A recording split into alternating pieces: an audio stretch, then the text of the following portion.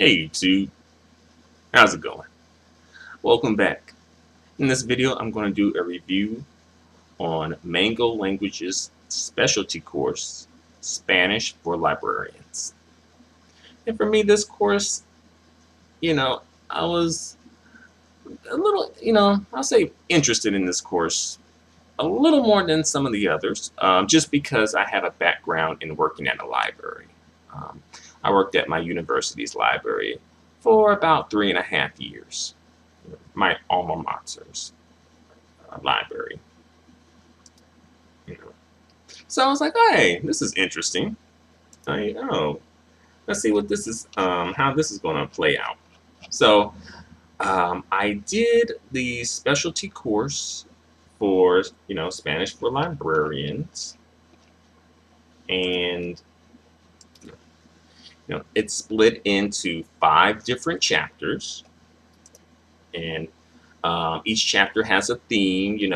Obtaining a library card, help at the reference desk, accessing resources, talking about the activities that are happening at the library, and assisting people in their job search.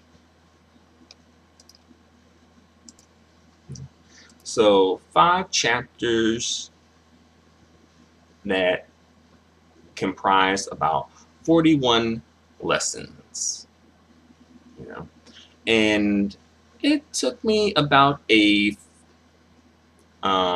total, about 14.5 hours to do all 41 lessons. And of course, I did it like, a lesson a day here, a lesson a day there.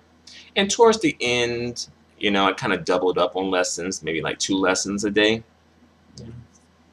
So I guess maybe I did it within maybe like a month or a little over a month. And it totaled about 14.5 hours, And I did enjoy doing it. However, I did encounter some issues. There were some issues when it came to spelling, like spelling mobile with a B instead of a V. And I believe they also forgot the accent on mobile. There's usually an accent over the O. Because it's supposed to be spelled M accent O, O with an accent, VIL, but it was spelled MOBIL, And I sent that to them, sent that to Mango, and they said, thank you very much, and we apologize. I also found, another error. I found a few errors, a few that I ran across that were like, a little like, medianoche being spelled as, 2 words instead of 1 word. Mediodía being spelled as 2 words instead of 1 word. And also, baber or baber versus van a ver, right? And that is like they are, no, sorry, there is going to be and there are going to be, and there was an issue with that too. And I sent the issues to them, and they were receptive, and they said that they were actually going to be revamping this course, redoing the course. And I was like, okay, all right. So for me, things like that sort of takes away from the quality of the program, in my opinion. Some things that this particular specialty course goes over includes reflexive verbs, introducing people to reflexive verbs, introducing students to personal pronoun clitics, practicing the subjunctive form, using the impersonal pronoun clitic lo, quote unquote.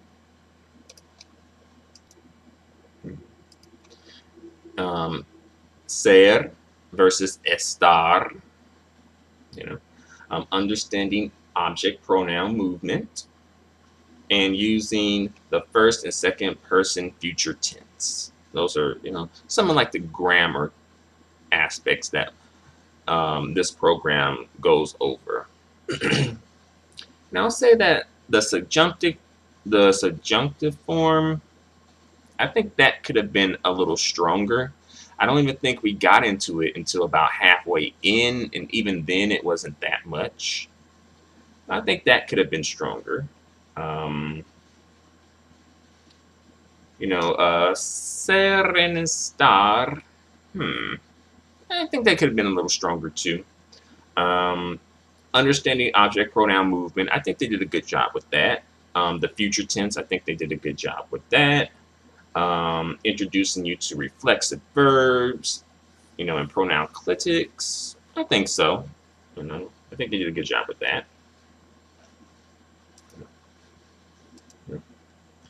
And the program or the course starts off with like the hola, buenos dias, buenas tardes type of stuff. And I guess that can honestly depend on your level of Spanish. And that's the thing, or one of the things when it comes to like the specialty courses. I'm not sure if they're assuming that you have a certain level in some courses. I'm not sure if they're just trying to make it a bit more, standard, where kind of like anybody on any level can sort of jump in and do it. I'm not quite sure of that, because this specialty course sort of starts off with like, again, like the hola, buenos dias, me llamo, señor, señora, and that type of stuff. Wow. Say another specialty course, Spanish for Business, which I plan to do a review on too. They didn't do that. And I'm not saying that it's a good or bad thing. It's just like, it's just for me wondering the skill level, because some people, we all have different skill levels, right? Different level of knowledge when it comes to Spanish. So yeah, it sort of starts off by, for a while, let's see. I know lesson 1 is kind of basic, lesson 2, 3. I think about lesson 4 is when it starts getting more, they started doing something besides the buenos dias and the como está usted, So it took a minute, Then they start, slowly introducing you to vocabulary, or more vocabulary, una credencial, a credential, la biblioteca, library, that's about lesson 5, and then, they also introduce you to some grammar aspects, like tener que, if for those of you who are not familiar, like to have to, right? But I thought the vocabulary was pretty good, I'll say as far as like the things that I liked about this course, I'll say the vocabulary. I like the vocabulary.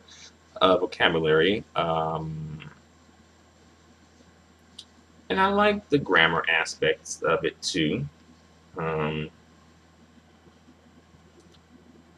Let's see. I know when it comes to Mango, they often give you like a little grammar note, which I think is pretty cool. They refer to it as stealth grammar, which I think is a cool name too.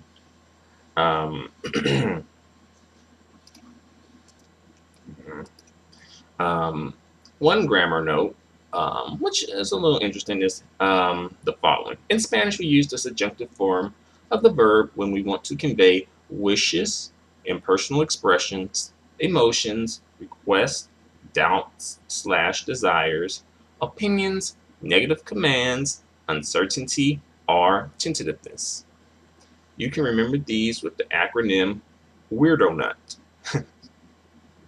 And I think that honestly, I think Mango perhaps should do a course that does sort of center around the subjunctive tense, and possibly courses that center around like past or the preterite versus the imperfect. While one can be like the subjunctive versus the present, and one can be the imperfect versus the preterite. I think those would be good courses to think about if they were thinking, the next step or the next place to go in terms of their specialty courses, right? Because I know Mango tends to concentrate more so on conversation versus grammar. However, I think they can use kind of like these conversations to sort of help introduce grammar concepts to people and reinforce grammar concepts as they have been doing with, you know, their courses. I think that's one of Mango's strengths, because a lot of times some courses will be like, oh, conversation, forget about grammar. Let's just do conversation. And that can be very appealing to people, but it's kind of like the equivalent of, as someone put it, shout out to George Trombley. It's like saying, hey, let's get in shape and let's get fit, but we're not going to break a sweat. We're not going to lift heavy weights. We're not going to, do any, physically demanding exercise. But we're going to get in shape, though. It's just like you kind of have to do this, the grammar type stuff if you really want to get a good command of the language. It's not the easiest thing to do, and it can be difficult at times, but if you really want that, you have to kind of incorporate grammar into the conversation too. Incorporate grammar into the conversational learning that we're doing here, right? And I think Mango, it does a pretty good job of that, I think. It's not perfect, but I think as far as like based on like the competition, I think it's pretty good. You know, I know some people probably can make an argument about them finding Mango languages to be a little boring or a little tedious, and I can understand where that comes from.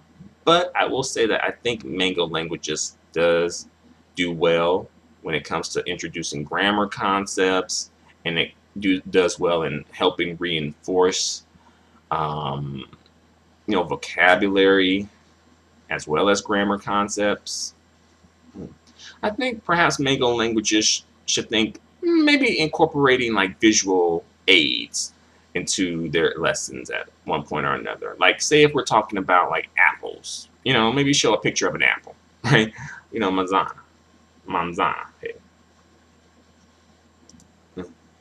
And one more thing before I leave, I'll say that Mango languages grammar, stealth grammar or grammar notes have had kind of helped me clear up a little confusion here and there too. And I've studied Spanish for like a while, and some things still kind of are a bit vague to me, where I can't quite explain it. If I were to teach it to someone else or to explain it to someone else, some things I'm just like, I'm not sure how to put that into words. But Mango, you know, put it into words. So I thank you very much for that, Mango. Overall, I would rate this course at about maybe, if I was being lenient, I say a 3 out of 5. If I was being tough, like a 2.5 out of 5. I think what brings this course down for me, are the errors, or rather is, the errors that I found. And I sent them to Mango, I'm, just trying to help out, So that's what I have to say. If you have any questions, any comments, any concerns, or anything like that, let me know in the comments section. Until then, Adios and goodbye for now. And thanks for watching.